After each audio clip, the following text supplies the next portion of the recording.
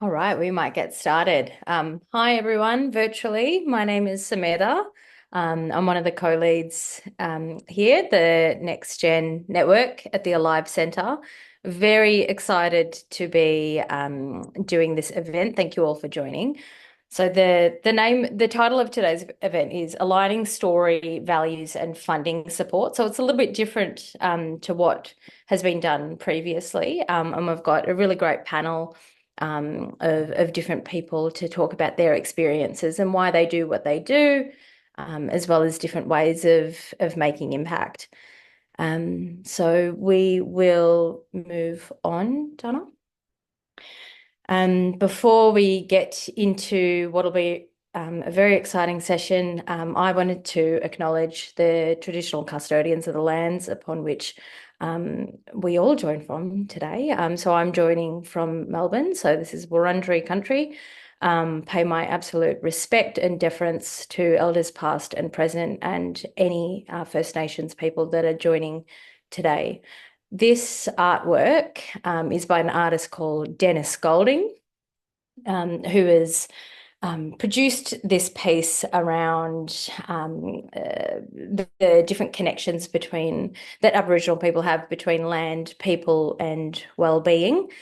So Dennis talks in this piece about being connected to land as a healing process, culturally, spiritually, and emotionally. There are symbols of meeting places, water holes, trail lines, in which Aboriginal people use for greater health, well-being, and understanding of culture. Feel free to add in where you're joining from as well. So we wanted to recognise the lived experience and the power of that. So extending any respects to people with lived experience within the room. We may be talking about things like mental health and well-being. And so if you need to step out at any time, please feel very welcome to do that. And also just a note on language and wording. There may be things that come up today that don't sit well with how you see the world, and we respect that. We ask that you sit with it and that this is a reflective space. Please reach out to us as well, if you need, as well as taking some time out. So we'll move on, Dana. This is the Next Gen Researcher Network team. So I'm not going to go through everyone here. You'll be hearing from a couple of us today. So Kaylee, Mel, and Jamie. But yeah, everyone here is, most people have been part of the putting together of this event. So I'm going to pass over to Jamie now. Thanks, Samita. Hi, everybody. I'm Jamie, and I'm here to talk to you a little briefly about our Next Generation Research Network at the moment. As it stands, we currently have 272 members all the way across Australia and 2% internationally as well, which is really exciting. Our membership numbers always seem to come up, and if you're not a member yet, you can join on this link. We're predominantly members in New South Wales and Victoria. So we're trying to get more representation in other states. If you know anybody, please pass on this link and let them know about some of the work we're doing. Next slide, thanks, Donna. And I have the privilege of telling you all as early career researchers about a fantastic funding scheme that we have coming up. That's alive, that's happening at the moment. Len's just posted in a link to the funding scheme. And within that funding scheme, we've got some seed funding for early career researchers who are 5 years within their PhD period, and some mid-career research grants as well for things like travel and conferences and different things, as well as some Launchpad funding for PhD students. So if you've got some ideas and you're interested in applying, we're excited to see what the applications are, and we'll be able to have an opportunity to see some of the previous projects that have been funded in the quarterly forum in September. We also wanted to just highlight your attention to this Research Funding Galaxy guidebook that we have. So this is a lot of information from the previous NextGen events that we've held in the same forum. And it just gets expanded every year based on the wonderful questions we get and the wonderful answers that we get from our panelists. I just read it again recently as to use as part of my applications for some grants, and it's really, really helpful. It's a great starting point for things to consider and different resources to go to. And it's just got some really great tips. So I'd highly recommend you checking that out, and it will be updated again after today's session, today's questions. Now, we expect to have quite a lot of robust discussions and lots of questions for our wonderful panelists today. So if you do have a question, please can you add it to the Slido link as opposed to in the chat, because that'll give us a way to be able to sort of group questions together more easily if there are similar ones, and just to highlight the ones that are coming up a lot. So please, I encourage you to use that link instead of the chat. Today's panel is representative of quite a few different groups of people, and I'm really excited to hear from everybody. We've got Professor Kelsey Hegarty joining us, Professor Michelle Banfield, Professor James Smith, Associate Professor Piers Gooding, Pieta Shakes, and also our Intergalactic panellists. So our panelists who we're about to hear from in a video presentation is Associate Professor Sarah Jane Fenton at the University of Birmingham. And she is the lady that we'll be hearing from on the next slide with our video. Now, I have completely blanked on all the details related to her, but I remember that she works in mental health. And I don't have the little intro in my screen in front of her, but I'm sure she'll give us a quick intro at the start. So I'm sorry about that, everybody. No worries at all. Thanks, Jamie. I will press play on this now. It's just 5 to 6 minutes long.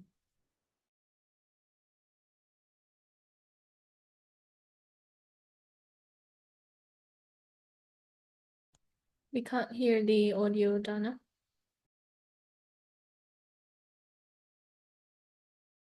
Can't hear that? Sorry, one moment. Need to click the magic checkbox. Ah, yes, the magic checkbox. Sorry.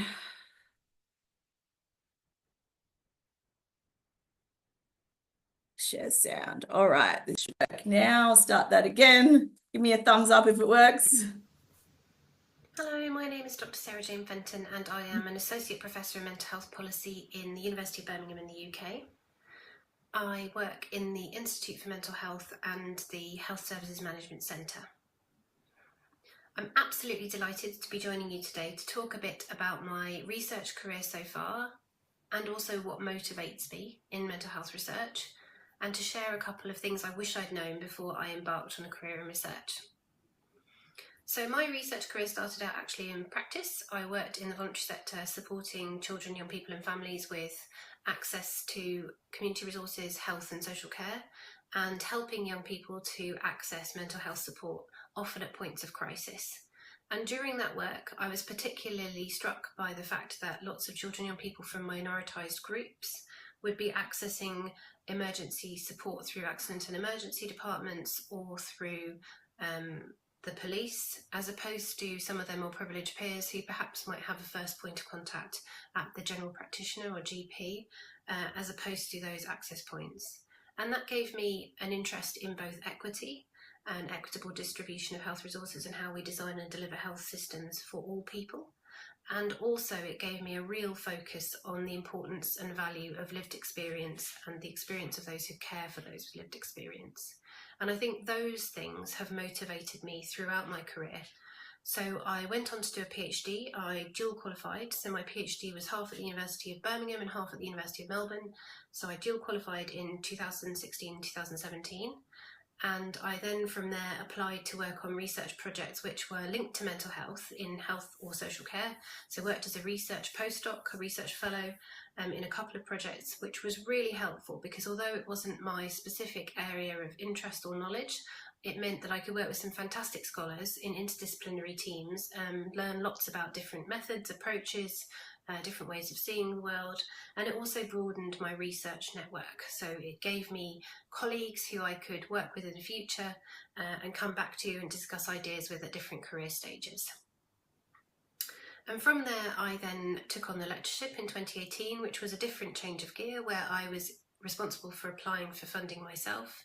And what I would say is that some of those contacts and those networks that I'd made along the way, those professional friendships that have been forged, were where my most successful applications have come from, actually. So although there's a lot made of right time, right place, right person, actually, I think right network is an equally important contribution for a successful ingredient of active funding. So grow those networks and take them with you, because actually you end up working with people to 3, 4, 5 years. It's a long time, and sometimes you get to work with them again. So those professional friendships you forge and those relationships you make are really important. I think that kind of takes me on to my top tips and things that I would hold on to. So one of them, I think, is about the value of co-production. I think it's really important, and I wish I had known more about the value of co-production earlier on in my career. I think building research with communities is a really much more effective way of ensuring success and longevity and impact from your research. The second thing I think I wish I had been talked to about a bit more was to be conscious of your privilege in relation to higher education and the setting, and what that means in terms of the opportunities you've had and the choices you've had, and how you then enact that privilege to create an open, transparent and fair culture as you move through institutions, and what opportunities you open up for other people and where you recognise that privilege in those spaces. So I think embodying EDI not just through your research activity and work, but also through the way in which you occupy your academic role is really important. And then the final kind of 3 things I wanted to share that I wish I'd known. One was about this importance of collaboration and collegiality, and actually I think in research we often get measured individually, but actually there is something really important and precious about that collaborative function and viewing that alongside the individual. So how you manage those networks and how you are supported. Particularly when you are working as an early career researcher, academic mentors are very important. They can come from any discipline or walk of life or different institutions or your own institution, but having those critical friends whose opinion you trust, who you can take things to for advice is really helpful. And I think we deal with a huge amount of rejection. I certainly do. So publication rejection, peer review critique, funding bid rejection, and it's really helpful to have colleagues who can contextualize that for you and help you understand it's not personal, and to help you improve. But also people who can come back around to an idea 5 years later and say, oh, now might be the time to rethink about that thing that you were really interested in. There's a funding call out, would you like to have a think about it together? So some of that collaboration and those mentoring relationships is really fruitful in terms of your research career, and particularly important in the current climate of research funding. The final thing that I wanted to talk to you about was about the importance in this work that I wish I'd known about of taking care of yourself. So partly through having those collaborative networks, through having good mentors, but also through accessing institutional resources. So working with mental distress is emotionally laborious, and it's really important that you stay connected to your communities of support, and that you access support where you can and where you need to, and that you set that safe and good working culture expectation up for yourself, but also for those who work with and for you. And that's extended to anyone who comes in to work with you as a lived experience researcher, that those supports are extended to everybody, so that people feel comfortable and confident when they have concerns within the team or when things become overwhelming to raise them, and that you yourself have an identified person or people you can go to for support. So having that caring culture, I think, is something that I wish I'd been talked to about more when I was earlier on in my research journey. So those are my top tips. I'm absolutely delighted to share them with you today, and very happy to be contacted if anyone has any questions. Thank you so much for having me. Fantastic. Thank you so much to our Intergalactic panellist, Dr. Sarah Jane Fenton. I think some really interesting things around networks and relationships and, things that you need to build over time when you're starting out in your research journey. And I suspect that we'll actually come back to quite a few of those topics as we move through with our panel who are here with us live today. So thank you again, everyone, for joining us and our panelists. The way this is going to work is quite we like it to be sort of quite, informal. We really want to encourage people to ask questions of our panelists. They've generously given up their time to be here with us today. And so we really encourage you to use that valuable resource that we have access to. The link to the Slido where you can ask questions is in the chat. And myself and Mel will be kind of facilitating that. But before we dive into your questions, we're just going to do a quick sort of run around with our panelists to learn a little bit more about them. So I'm just going to pick them in the order that I can see our panelists on the screen. So I hope they don't mind about that. Our very first panelist we're going to do a little intro from is Pieta Shakes. So Pieta is a teaching and research academic within the Master of Nursing at James Cook University, as well as a credentialised mental health nurse who founded and volunteers for the health promotion charity Through the Unexpected. She's got postgrad qualifications in mental health nursing, diagnostic genomics, and higher education innovative teaching and learning, and is in the final stages of her PhD, which sounds very interesting and I'm keen to hear a bit more about. But Pieta's emerging program of research explores the psychosocial aspects of prenatal diagnosis, and she's been successful in attracting funding for the endeavour to improve psychosocial outcomes for parents who receive unexpected news. So Pieta, thank you so much for being with us today. Hoping that you could give us a bit of a snapshot of your professional journey and also what's motivated you to do the work, those types of research that you're doing. Thank you. Thanks for having me here today. So I guess my journey into research, so I come from a clinical mental health nursing background, but then my step into research was really inspired by stepping out of the workforce and being a parent of a child with a rare condition and finding that we weren't fitting in this health system and starting to look at systems and getting involved in consumer research and that side of things. And then when I came back into work, I stepped into sort of the education and academia space, but I hadn't quite found my story on my feet yet until I started my PhD about what mothers go through when they receive a prenatal diagnosis. And it was a particular diagnosis because of the diagnosis that I was given when my daughter was 32 weeks pregnant. And I guess the care at the time, while they were very empathetic, it was very limited. It was very medical oriented. It was very much, here you go, your baby's missing a part of their brain. We'll book you in, you terminate, tell people you had a stillbirth, off you go. And the emotional whirlwind that caused through the rest of my pregnancy, through early parenting, was as a mental health nurse, it still just threw me. And I didn't really know where to reach out, and I tried, and we just don't have pathways and systems for that holistic care.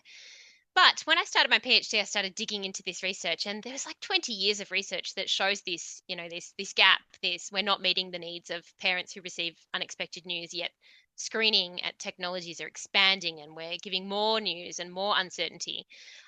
So then I started to reach out to people to say, what are we doing in this space? And there were some interested people, but nothing in Australia. There's no sort of body that was really championing this space. So I decided that another thesis sitting on a shelf wasn't going to be the answer. So then I built this health promotion charity. And through that is where we've tried to get some funding, which has funded some various research projects, which I'm leading and collaborating with, including some co-design work with other parents who received a prenatal diagnosis. And I guess, yeah, that's the story. And where it comes from is living those moments, really.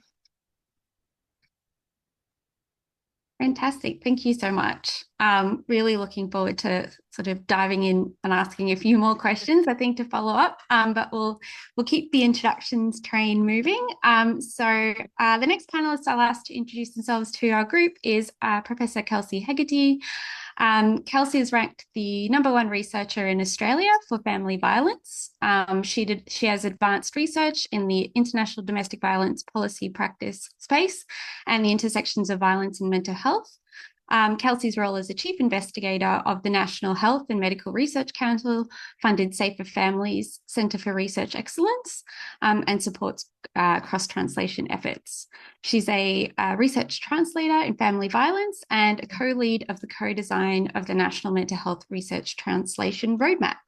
So Kelsey, if you wouldn't mind introducing yourself, telling us a little bit about your journey and what motivates you to do the research that you do.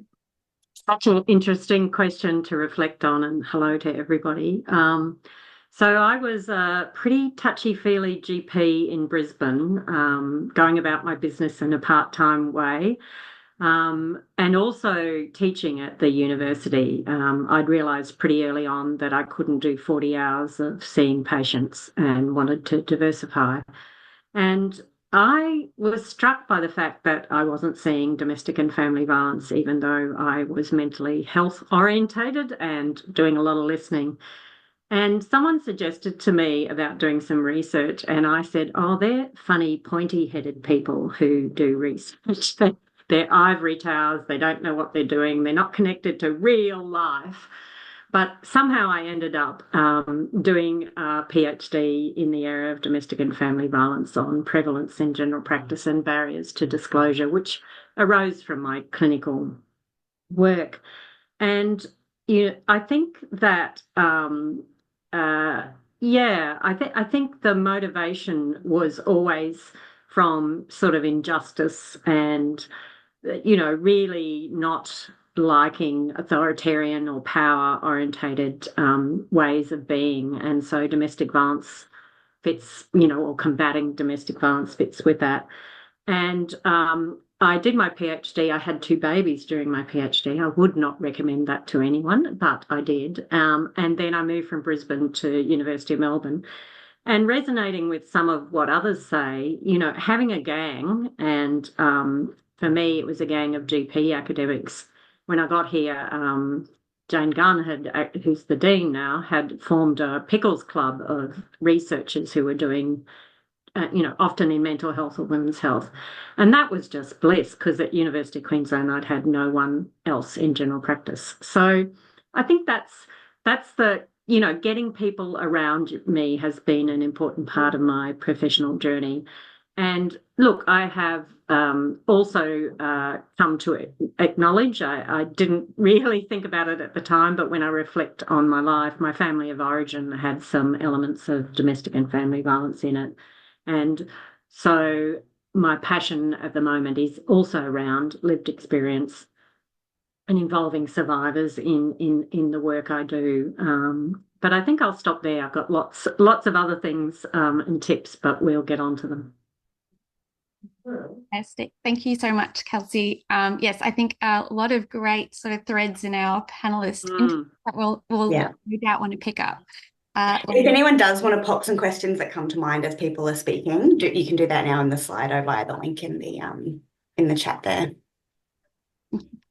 Fantastic. All right. Our next panelist who I'll get to do an intro for us is Professor James Smith. So Professor James Smith is based in Darwin and is the Deputy Dean for Rural and Remote Health, Northern Territory, and the Matthew Flinders Professor of Health and Social Equity and Co-Director Health and Equity Impact Program at Flinders University. He's led more than $30 million in health and education research over the past 13 years. He's also a fellow and life member of the Australian Health Promotion Association and is regarded as a national and global leader in both men's health and health promotion, much of which is focused on mental health and social and emotional well-being. He's currently leading a Movember-funded research project about the social and emotional well-being of young Aboriginal and Torres Strait Islander males in the Northern Territory. James, thank you so much for being here. If you could tell us a little bit about your journey and what's motivated you to do the kind of research that you do, that'd be great. Thanks very much, Kaylee, and acknowledging that I'm joining from Larrakia country today and pay respects to Elders past, present and emerging. Also wanted to start off with something that Sarah Jane mentioned before, and that's acknowledging privilege. So I do want to acknowledge from the outset that I'm a a white male, middle-aged, mid-career, in academia, and that I am afforded privilege and have been. And I think that we really need to unpack and dismantle that as much as we can when we've got the opportunity to do so. In terms of the background that I've come from, I guess had an opportunity to pursue a PhD. It was around men's help seeking at the time, and I started off full-time but had a young family as well, and it was really difficult to survive off a PhD scholarship with a young family, so I converted my PhD to part-time. So what was meant to be 3 years full-time ended up being 8 years part-time. And I only say that because I think that understanding that journey and how that's paralleled my other career opportunities has been really important to where I've got to today. I guess as part of that, I shifted to full-time employment, and that full-time employment was primarily within health policy context. I worked for SA Health for a little bit, for about a year or so before I moved up to the Northern Territory 16 years ago now, where I worked in health promotion, looking after health promotion strategy development for the NT Department of Health. And it was through that role that I really gained a much deeper insight into policy processes, and that really made me think a lot more around some of the gaps from an evidence perspective, how research wasn't necessarily translating into the work that I was doing, or that I had to be creative in the way that I did that as a policy maker or senior bureaucrat at the time.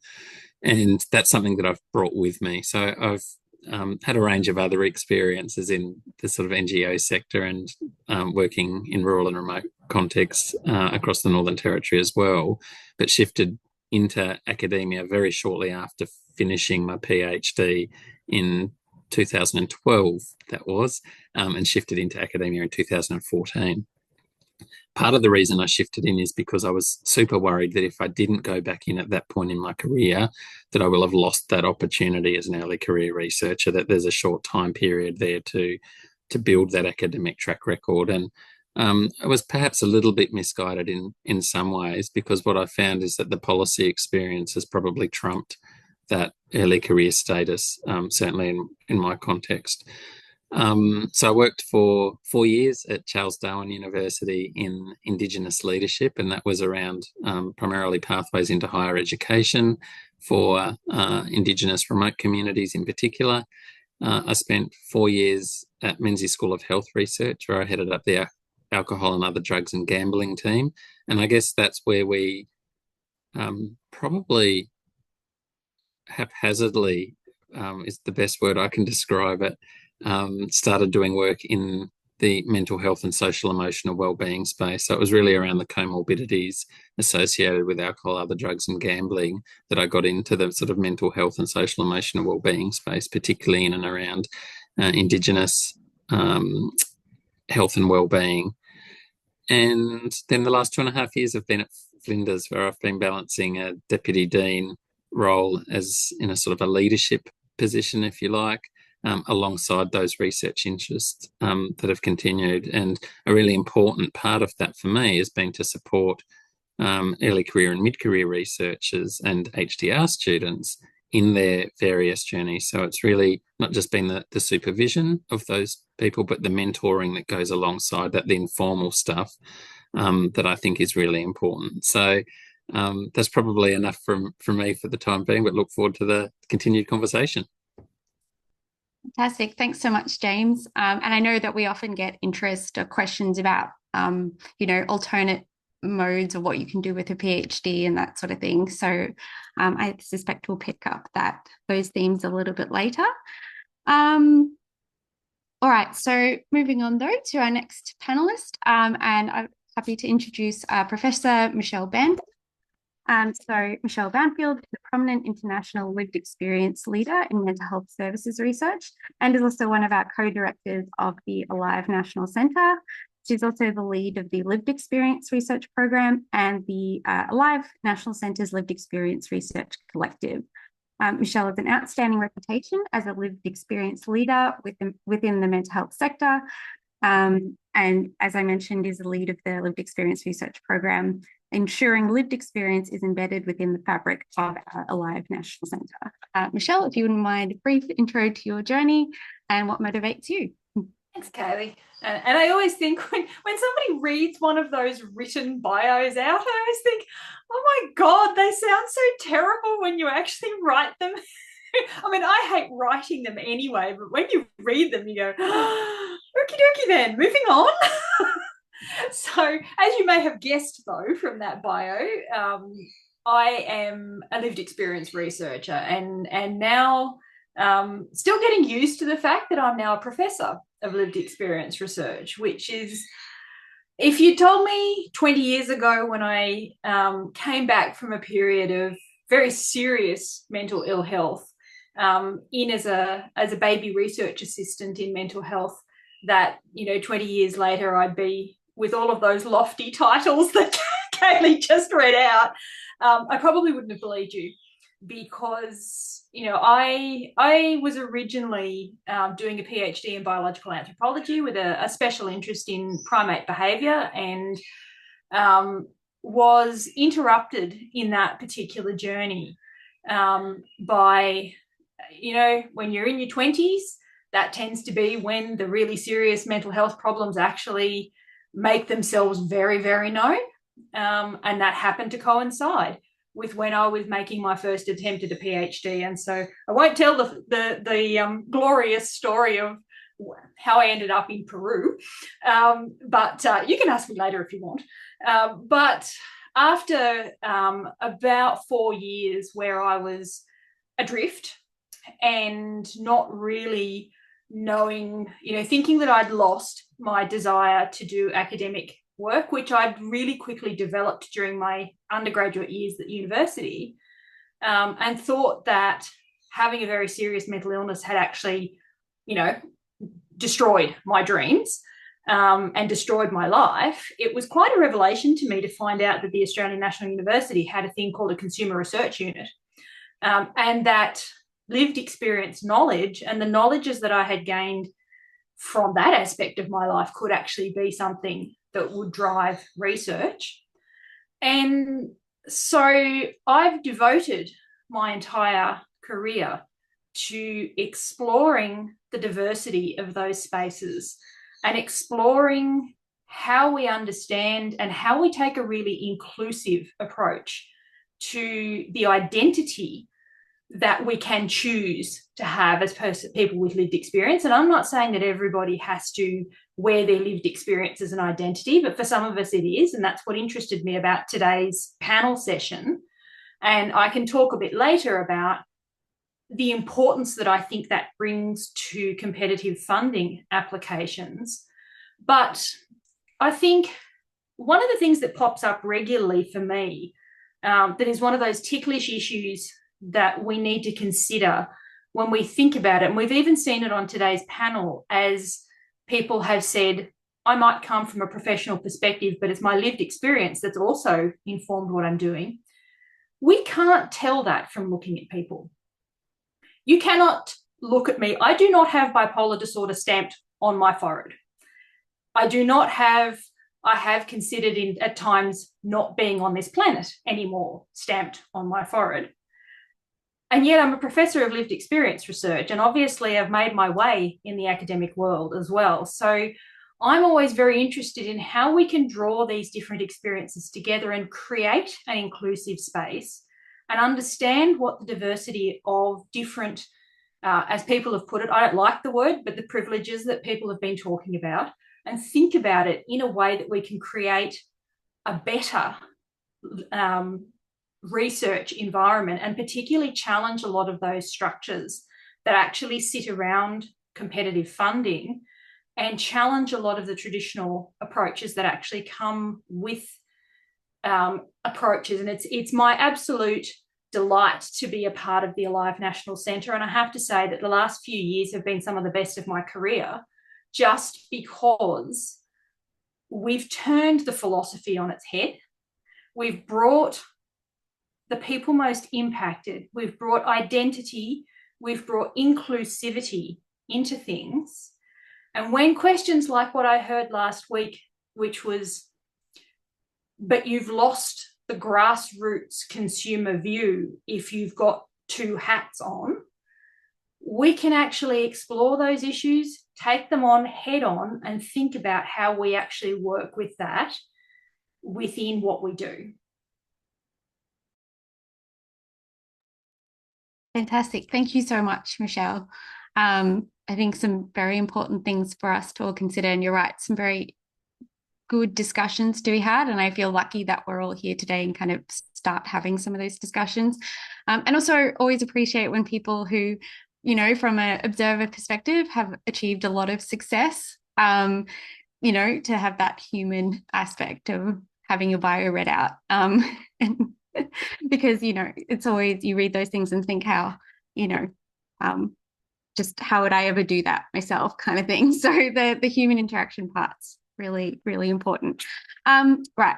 Now, moving on to lucky last, but no kind of less important than the rest of our panelists, Associate Professor Piers Gooding. Piers Gooding is an Associate Professor at La Trobe Law School and an Australian Research Council DECRA Fellow. His work focuses on the law and politics of disability and health. He's the author of a book, A New Era for Mental Health Law and Policy, Supported Decision-Making and the UN Convention on the Rights of Persons with Disability with Cambridge University Press, among other publications. And he's also on the editorial board of the International Journal for Mental Health and Capacity Law and International Journal of Disability and Social Justice. Piers has worked with a range of international organisations and agencies, including the UN Special Rapporteur for the Rights of People with Disabilities, the UN Special Rapporteur on the Rights to Health, and the United Nations Economic and Social Commission of the Asia Pacific. Prior to joining La Trobe University, Piers was a Senior Research Fellow at Melbourne Law School, as well as a Research Fellow at the Centre for Disability Law and Policy at Galway University in Ireland. He has a background in law and humanities with degrees from UniMelb and Monash University. So over to you, Piers, to introduce yourself and let us know what motivates you to do the research that you do. Thanks so much, Kaylee. Michelle, I also found that excruciating, having that all read out. I assumed that would just be posted to a website rather than read out in full. And it was doubly cursed by those long titles for various UN agencies and bodies. Hi, everybody. I'm coming to you from the Wurundjeri lands of the people of the Kulin Nation. So may I pay respect to their elders, past, present, and emerging, and extend that respect to any Indigenous people here. I'm from the La Trobe Law School, where I've just joined this year. And my journey started as a history graduate. I studied history. And I was involved in some student politics and got involved with the disability movement and probably the sort of mental health activist movement in Victoria in the early and mid 2000s. And I did so because of family experience. And incidentally, after finishing my arts degree, someone sent me a job ad for a family organisation, which I joined to work as a research fellow. It was then the Victoria Mental Health Carers Network. It's now called Tandem. And we did a project that was called Co-Design. This was back in 2005, Co-Design MH Echo. And it was about the family organisation in Victoria partnering with the consumer organisation and undertaking research and evaluation of existing mental health services and then feeding that information back to the service and engaging in a co-design process to implement some of the changes emerging from those findings. So that was really interesting and really cutting edge, I dare say. And it was work that really stood on the shoulders of some of those leading mental health advocates, and particularly lived experience or consumer survivor advocates from the 1990s, who set up things like the consumer academic position at Melbourne University. So Merinda Epstein and some of those kind of early leaders were really instrumental in that program. And through that, I was invited to join a PhD program at Monash for the Institute of International Association of Law and Mental Health, where I was able to pursue a PhD in law, yes, in law, without having a law degree, looking at this new international human rights treaty that came along, the Convention on the Rights of Persons with Disabilities. And that emerged from this massive international global disability movement. And there were some really pivotal players from Australia who had been involved in that convention's negotiation, including the late David Webb, the late Leslie Hall, and several other people, Professor Ron McCallum and Professor Rosemary Caius, all of whom I connected with and was participating in this kind of advocacy and activism with. And we were really keen to see how it could make change in Australia. And the PhD afforded me the opportunity to look at that, specifically in the mental health context, asking about this question of supported decision-making and what it means for law and policy, especially where the law is concerned mostly with substituting the decisions of people who are in mental health crisis. So this was seen as a really emancipatory opportunity to make change. And I suppose doing the PhD was an incredible privilege and opportunity for me to deepen my knowledge in that area. And what I found at the time was that I really liked academic research. I was honestly doing it as a means to an end because I thought having the positionality of a PhD would give me a better standing to kind of promote and advocate in the areas that I felt passionate about. But what I ended up finding was that I just loved the process.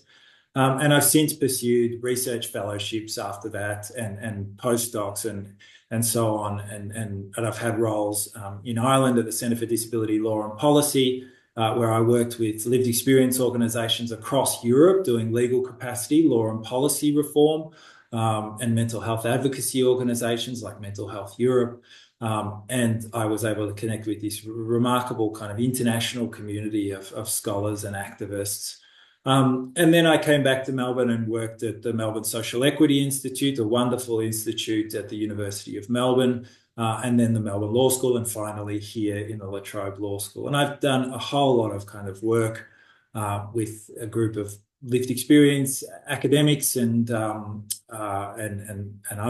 kinds of academics pursuing these issues of human rights and mental health and what it means to kind of transform mental health services, practices, systems for the good, for the better. And I've seen a remarkable change over that time. You know, there are courses and PhD programs that were not available to people like me with an interest in the kind of social dimensions of mental health in those days. So it's been a remarkable transformation, I think, over the last 10 to 15 years, and I'm really grateful to have sort of worked within that.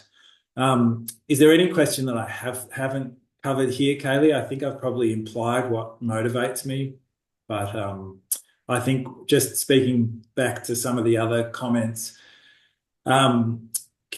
Kelsey mentioned having a gang, and I found that to be the most motivating and exciting kind of way to conduct research, just having a group of people with whom you're committed to, using research as a kind of a way to pursue the public good. And Sarah Jane's comments too about sort of, recognising the benefits and privileges of being an academic and what that entails, and working out ways to kind of redistribute the kind of power, for want of a better word, that it can provide. And James's reflections on working in policy as a kind of positive attribute for an academic career, and sometimes maybe reflecting on misunderstandings that one had about what is required to be a successful academic, because people can carve their own paths. And sometimes I used to think that I had to kind of hide some of the kind of collaborative co-design, for want of a better word, research that I was doing, and instead sort of just try to get those traditional academic outputs. And it was only later on that I realised actually those ways of working are super exciting, methodologically cutting edge, like offer really compelling theoretical insights. And so it's less about trying to kind of do that on the sly as a way to kind of pursue what really is in line with one's own passion, or was in line with my passion and interest, and instead kind of working out how to kind of put that into a narrative about what you are doing as an academic and what you're keen on exploring and achieving. I don't know if I've missed anything there, Kaylee, but I'll hand it back to you to proceed. Oh, that was perfect. Thank you very much. Mel, I was wondering, questions yeah. you might skip. Yeah, I was just having a look through Slido. That was great. I'm obsessed with hearing about people's career paths, and I think it's so good for so many reasons. But I think some of the things that you mentioned, Kaylee, just that you kind of think of, it kind of makes you think, oh, some, things are possible that maybe I didn't think were possible. Thank you so much, everyone, for sharing everything that you have so far. And I'm really keen to jump into the next sort of half hour where we've got time for some back and forth. I think I'll kick us off with just like an open question to everyone on the panel around what are the challenges and the barriers specifically to aligning project opportunities and funding opportunities to make those projects possible with what you want to do, what you're passionate about, what your values are. Yeah, how do you bring those together? Are you single-minded in this is the research that I'm doing? Are you open to all sorts of things? What are the challenges and barriers in that regard? Kelsey, you're off mute. Would you like to kick us off? Well, I pretended to do mental health for a long time because domestic violence was not in favour. And now domestic violence going out of favour and mental health coming back into favour. So, I just think you do have to, you have to have a few passions. And, I used to be the last person on the last day at the last hour with the rare diseases talking about domestic violence at every conference. And now sometimes I'm a keynote. So, I think persist with your passions, but you just might have to join it with a methodology or with like co-design or something, some way to continue thinking that in the end you want to do that work. But it's you do have to bend. That's so interesting because I find sometimes the advice that I get, and I'm very, very junior, I'm sort of doing my PhD, is sort of like, no, you've got to pick one thing. So that's a very interesting. You talk about one thing in your narrative, but if there's absolutely no funding, because funding was key for me, they made special GP funding for PhDs at a particular time, and then getting your key funded project through NHMRC or ARC are key to advancement. Yeah. Yeah, and I think there's a tension that you have to kind of negotiate, especially when you're early career. And that is something that somebody said to me many years ago when I got a competitive PhD scholarship, was that will set you up well because money begets money, which is probably one of the most important things to actually think about in academia. Money does beget money. And so there's this tension between chasing the money that's available and chasing what actually matters to you. And you need to find a way as you go through your career of actually crossing those two things over. And I like what Kelsey just said, particularly about thinking about it even methodologically or from a principles point of view. For me, the lived experience element of it provided a lot of scope, particularly when we went through a period that's shifting now, but we went through a period when lived experience started to become something that you needed to have in things more than just it's that thing over there. Everybody wanted me. And that was actually really difficult to negotiate because there were some things that absolutely were against my principles. And I went, I don't want to come anywhere near you.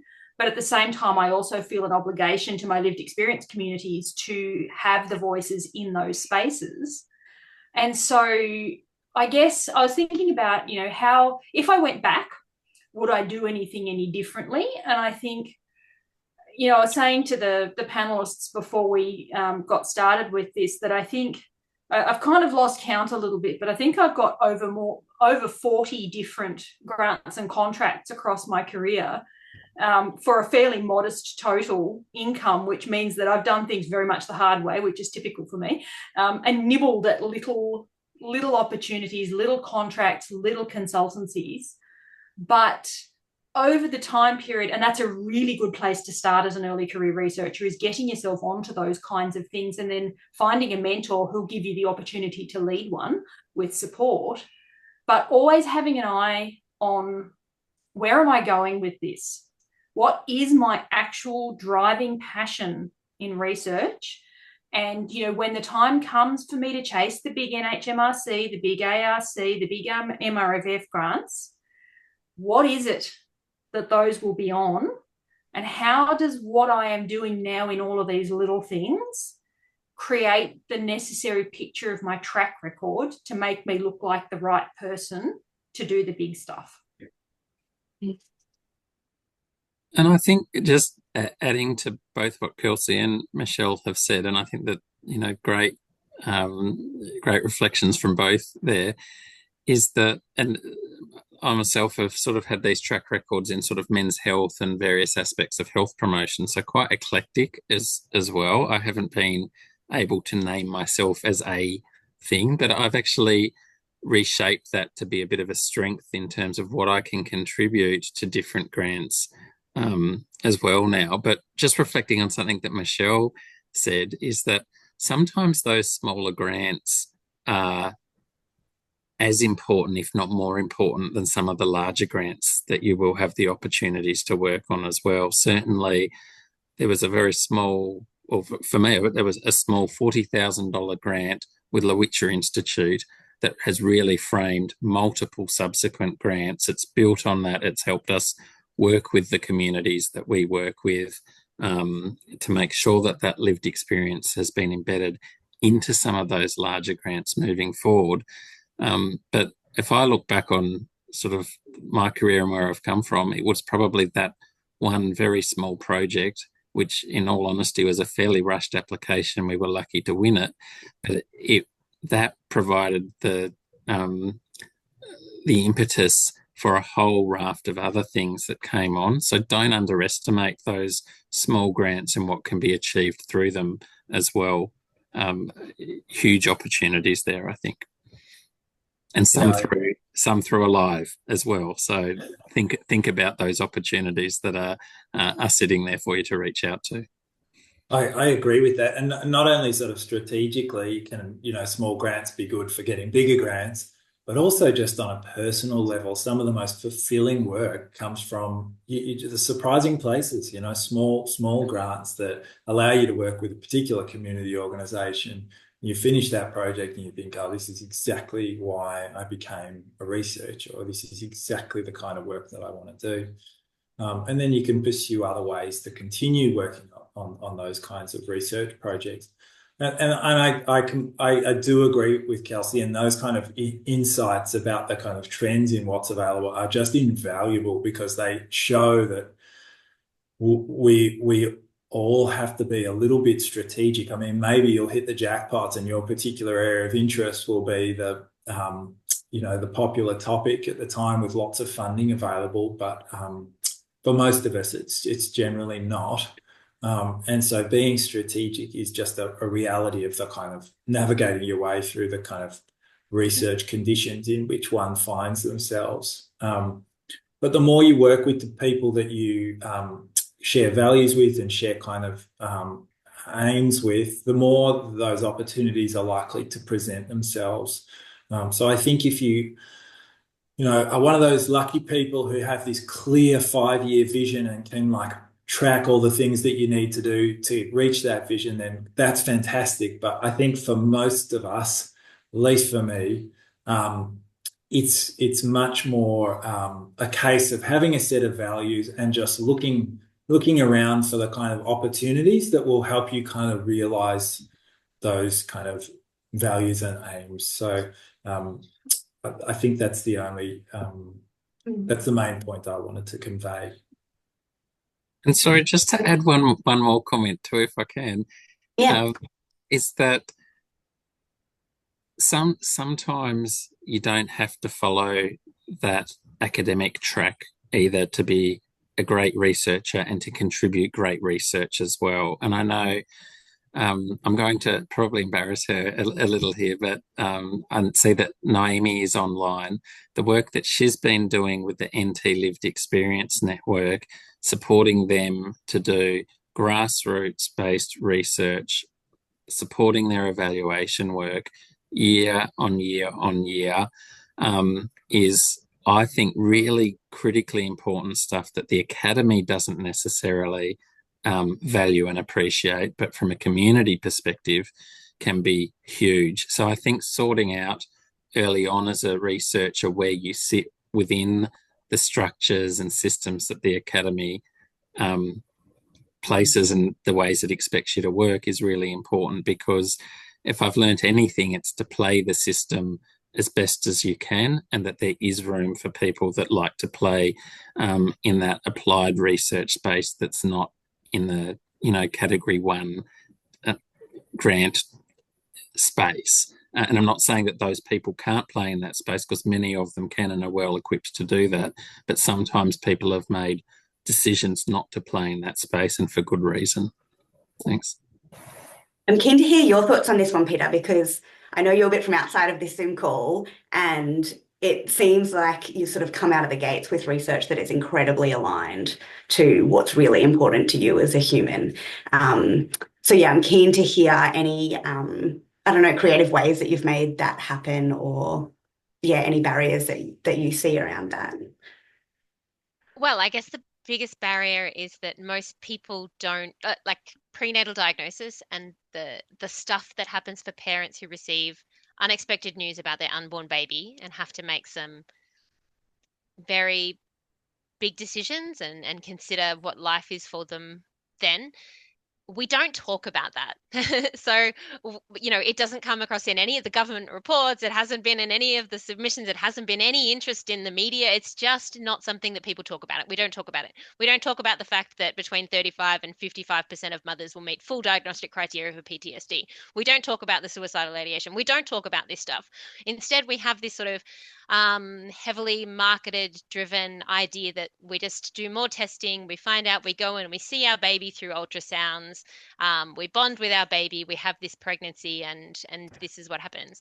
So part of that, I guess, finding a space that fits was initially a lot of rejection, and then finding a grant opportunity that aligned in that sort of women's mental health focus, and being able to sort of write and merge the objectives. There were, finding those underlying common objectives between what they wanted as a funding body and what we wanted. But also a lot of it's that sort of on-ground advocacy work and connecting with people. So I've connected with amazing researchers, clinicians, people in lots of spaces. We've been able to finally, for the first time after 3 years of writing government submissions, have prenatal diagnosis written in the New South Wales birth trauma report, the select committee of that.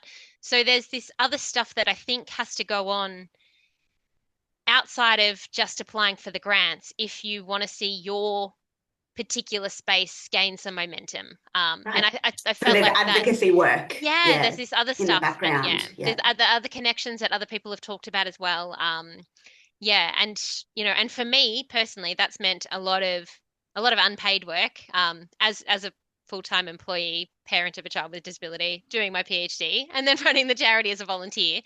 It's been a lot of this unpaid stuff and this time and this emotional toll. But when you start to see the things emerge and the where it aligns, my gosh, it's worth it. It's everything. Yeah. Yeah. You might be a good person, Peter, to kick off this next question that's come through from the Slido, which is sort of about the nitty-gritty of that.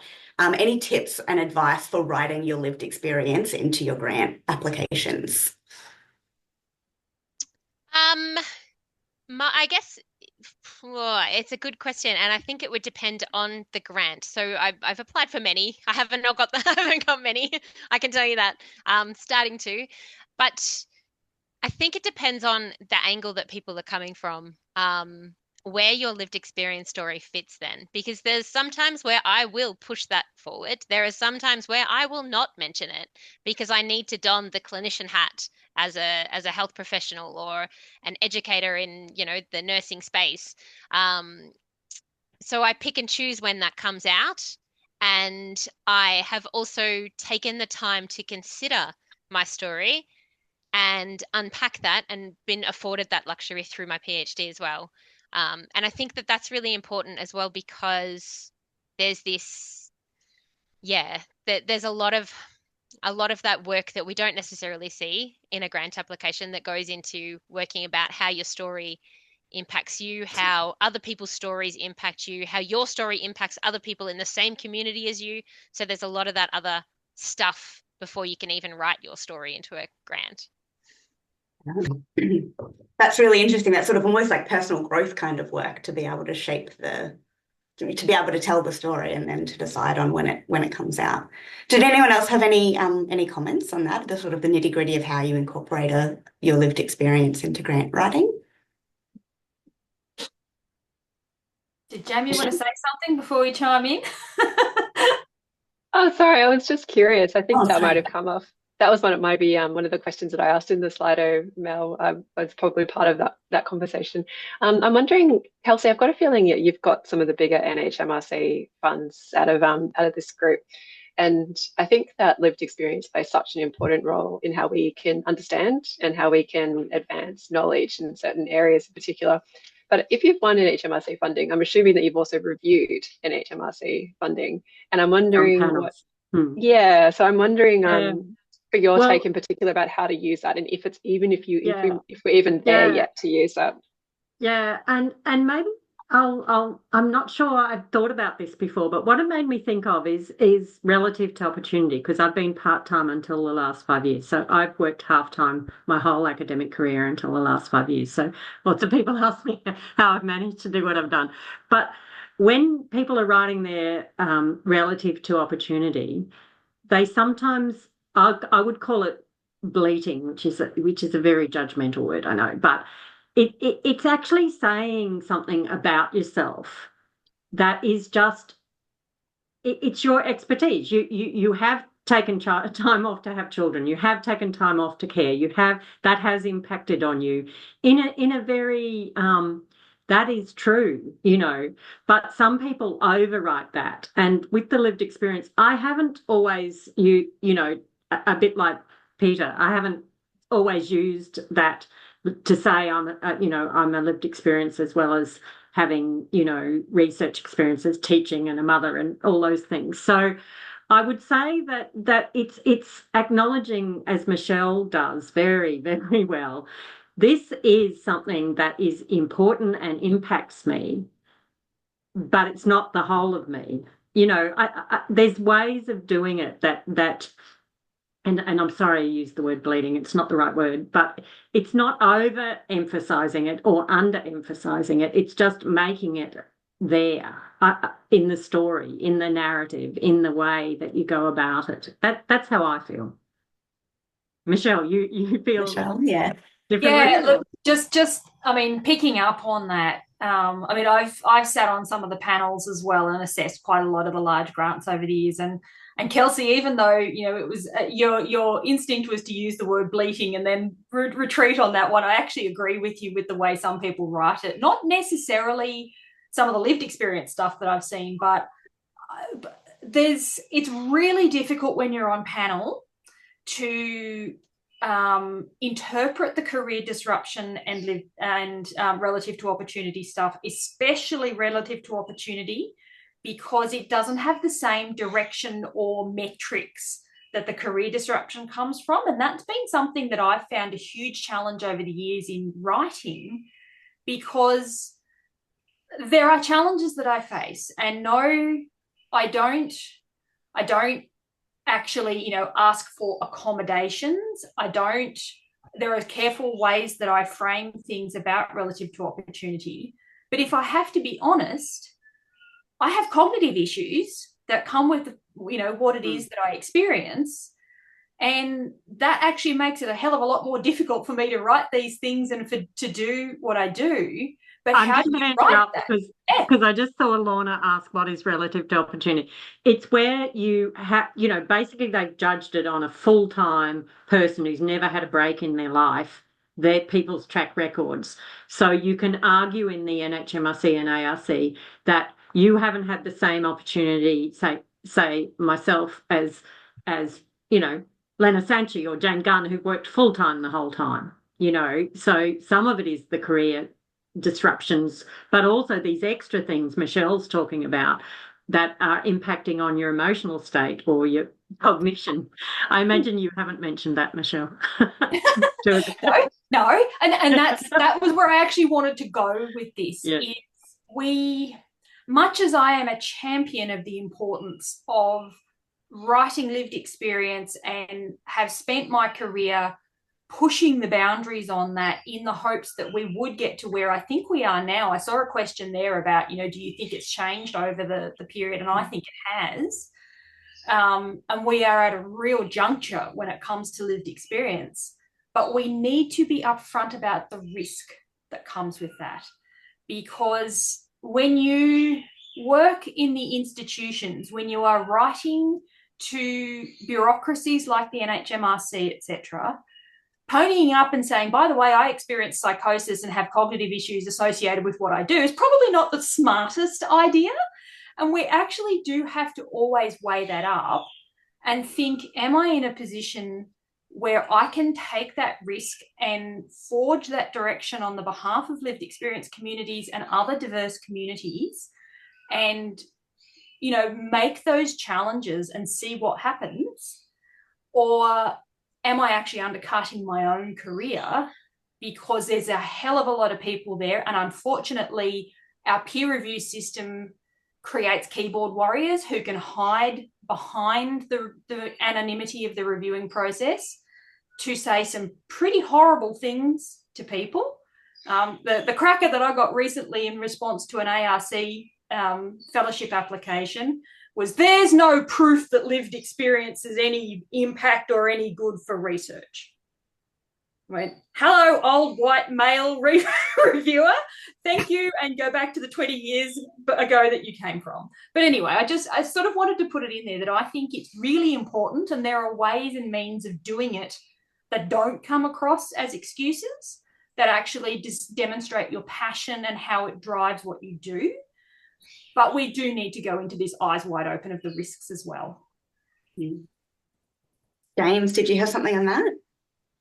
Yeah, I just wanted to talk to the relative to opportunity and the rote side of things a little bit as well. Is that often we will look at the relative to opportunity stuff from a deficit perspective, in that I haven't been able to work full time.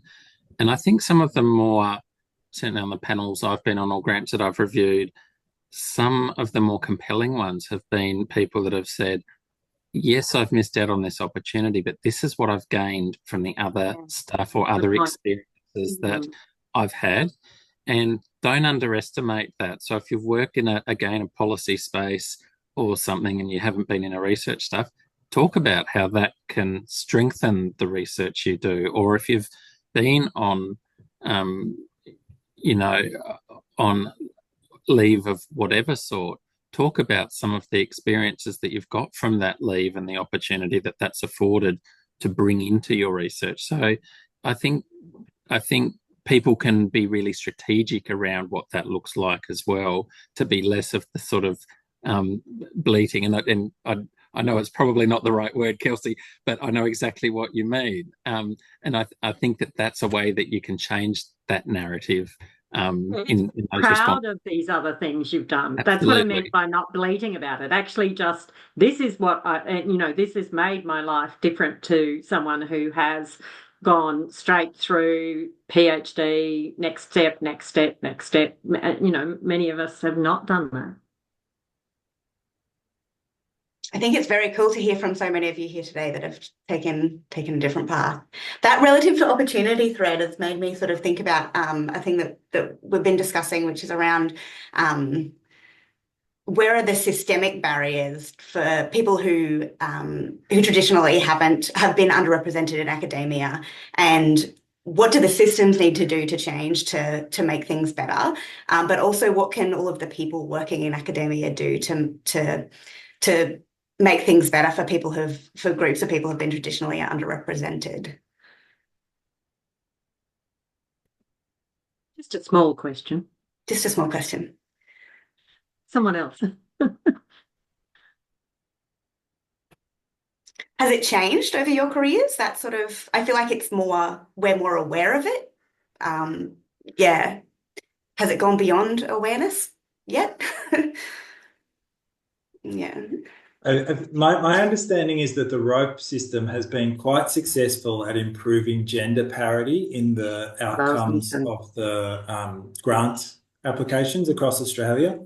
So I think that's a sign that it's working, given the kind of gender discrimination that women face in academia. And I suppose we don't have the data to determine, well, we may have the data, but my suspicion is it doesn't present such a good picture for people with disabilities and people in the mental health disabilities, including in the mental health context. And that may be true also of, you know, other sort of socioeconomic factors. I'm sure it is.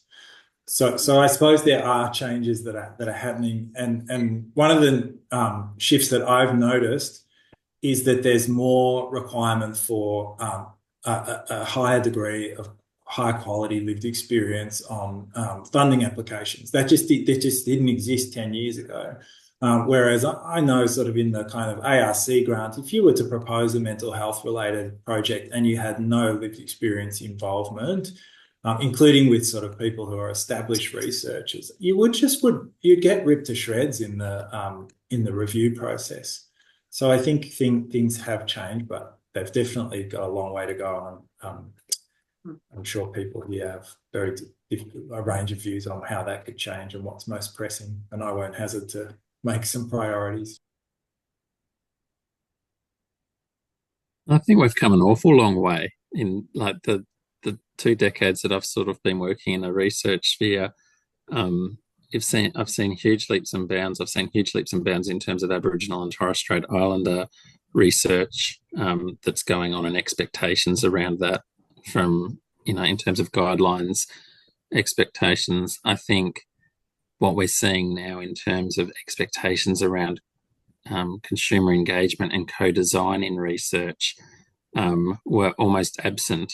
20 years ago when I started, if you were to mention those sort of things that were seen as something else, as something different, you certainly wouldn't get funded to do it. Where you can now build that into your grant applications as a strength and get resourcing to do that work in a genuine way. So I think that that's changed. And also some of the funding that's available now, I think the MRFF has changed in the space that I work in specifically, has changed that a lot, where there's a greater emphasis on applied research and also partners being chief investigators on grants as well, not just as partner investigators or associate investigators, that actually they're central to the work that we're doing. They are researchers in and of themselves, and, you know, that we need to reward that. So I don't know that that sort of answered the question per se, but certainly there's lots of shifting going on at the moment, I think, which is really promising. Yeah, I think a good signal too is that there's a grant open right now that I'm writing to, that even though I absolutely do not have time to be writing a grant, I looked at this and went, there's ever a grant that I need to apply for, it's the one that's out at the moment called Collaborations in Health Services Research from the NHMRC.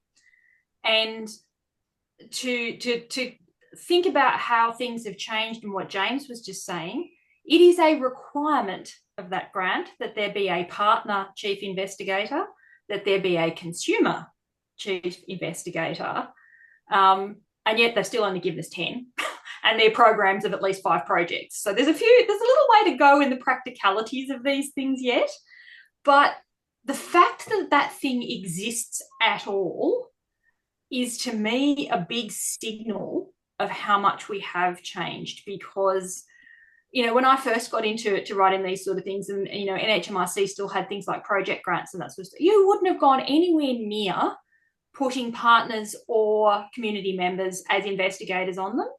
And the system still hasn't caught up properly, because even though we now have partner investigators and chief investigators and people from the community, they still want you to have a sapphire record and still have a track record of 2 pages with your best publications and have all of these things that only academics care about. So we're only partway there, but we've certainly moved a long way from where we started.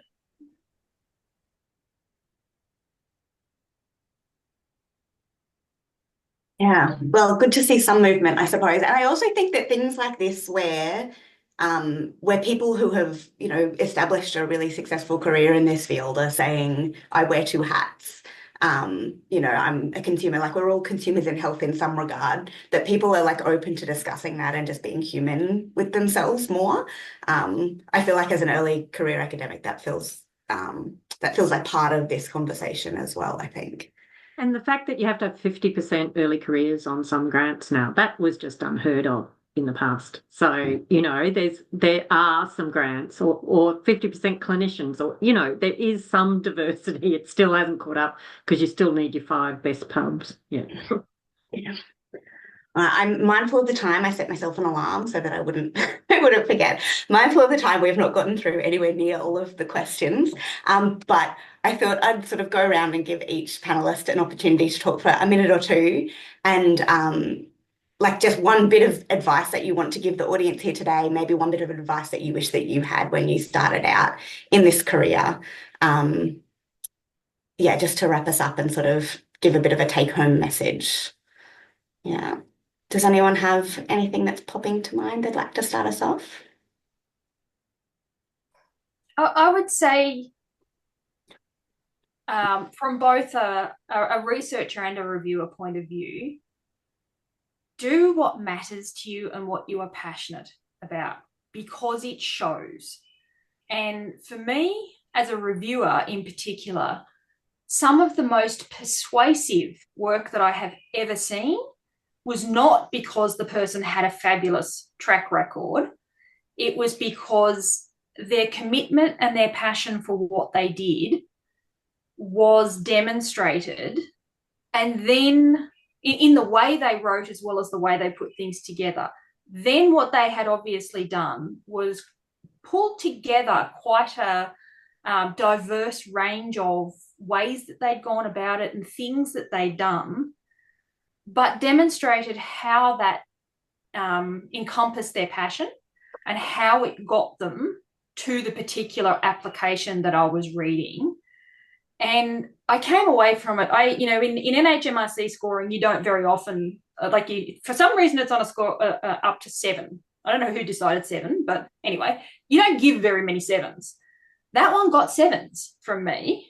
And that was because it was a rare opportunity to see somebody who cared about what they were doing, whose track record demonstrated that they cared what they were doing, and who was able to write. And this comes down to what attracted me about the identity part of this. It was very much, this is what I do and who I am, rather than just it's what I do. And the difference between those things is quite remarkable. You can have the best track record in the world, and if you write an application that the reviewer goes, what the hell are you doing that? You're not really going to get very far. And I've made a career out of, I think, writing things that probably have reviewers going, what the hell is that? Let's give it a go. That's wonderful, Michelle. That sounds like permission to sort of bring our whole selves, which is, that's wonderful. Who'd like to go next? Something I haven't talked about is that and I say it a lot, I try to work with people I like. I know sometimes you have to work with people you don't like for strategic reasons, but don't do it too much. Like, it's just not worth it.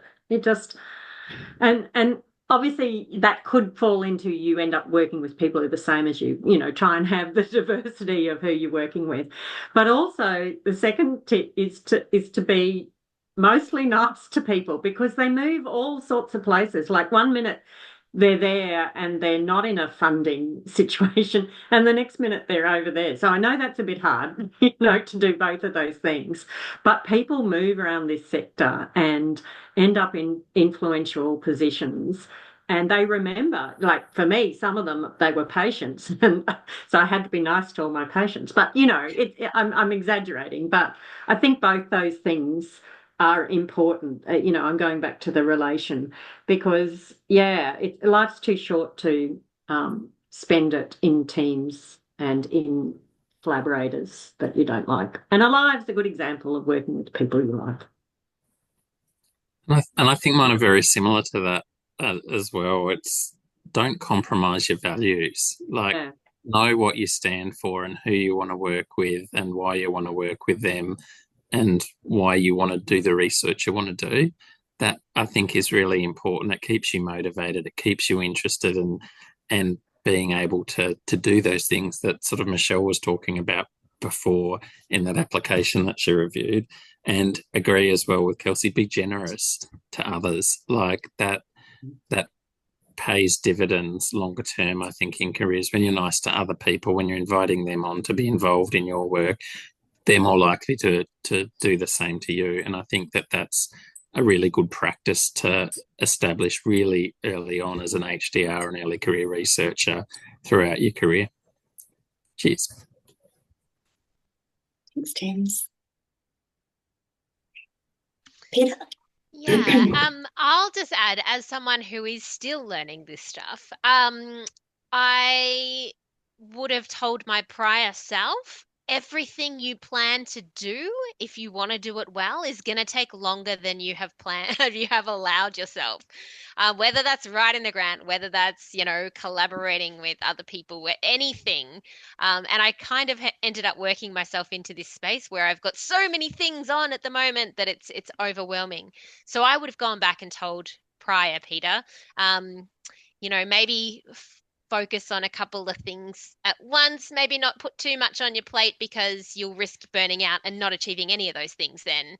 So allow that space for time, especially time within this collaborative lived experience co-design space. Everything takes longer if you want to get it right, and it's so important to get right.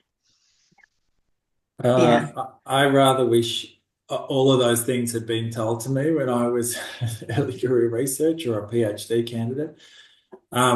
Because they all really did resonate. The other thing that I would add that hasn't been mentioned is that, I'm now sort of 15 years from when I started my PhD, and I feel like I'm now seeing that thing that I've heard some of my more senior colleagues say, which is that they're seeing the kind of university come full circle in a particular type of restructure. So you start to see these sort of patterns in how the organisation of the university is run and how it changes and some of the foibles of that process, and just sort of writing it out and sort of saying, oh, this is familiar. Okay, I'm starting to see echoes of the past. And all of that is to say this. I would tell myself that what universities prioritise changes often, and with the whims of new chancellors and things like that. And so don't put too much truck in what any one person tells you will help you navigate your way through. Ask multiple people. If you've got a mentor, make sure you certainly ask them, but ask others as well, and just get a sense of a range of people's views, because what was true for someone of a particular age might be different, or career stage might be different for someone else who's had a different experience, and one that might be closer to yours. So all of those things that other people say, and then I would add that point about just saying the priorities of the institution change. The institution itself can be pretty not inhuman, but you know what I mean? It doesn't go at the pace of a human being. So you have to kind of stick to your values, find the people you want to work with, and just seek opportunities within that kind of frame. And I think then you'll kind of navigate your way through the bigger changes, the bigger structural changes that are happening to universities. And finally, I'll just say being an academic nowadays in some ways demands way more than in the past.